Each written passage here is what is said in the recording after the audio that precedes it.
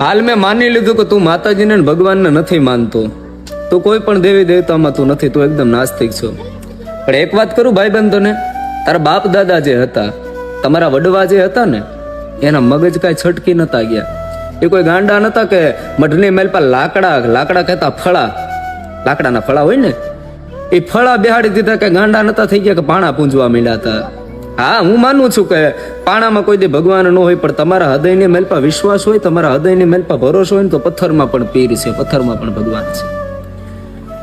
જગતના શોકની મેલ પર જ્યારે નબળો દાડો આવ્યો છે ને, હા, બધા એમ કે ભાઈ આ આટલી વસ્તુ થઈ ગઈ તો માતાજીએ બાવડું કેમ ન પકડ્યું, ઓલી વસ્તુ થઈ જાય છે, એટલો આવા કાંડ થઈ જાય, બધા થઈ જાય છે, તો એ માતાજી કેમ બાવડું નથી પકડતા, આમ કેમ નથી થતું, ઓલું કેમ નથી થતું. હું એમ નથી કહેતો કે એનો કઈ વિશ્વાસ નબળો હોય કે એનો ભરોસો નબળો હોય, પણ જે લખાણું છે ને, કિસ્મતમાં જે લખાણું છે ને, કોઈ દિવસ નથી ભૂસાવાનું.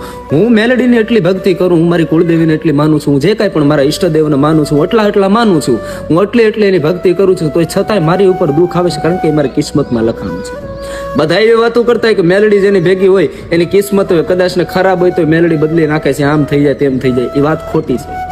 તમારી આ કિસ્મતમાં જે લખાણું છે એ થવાનું જ છે. તમે કદાચ તમારી સામે ખુદ માં મેલડીનું તમે એવું ભજન કરો કે 70 વર્ષની ડોહલડી બને, હાથની મેલપા લાકડી લઈને તમારે સામે આવીને ઊભી રહી જાય ને,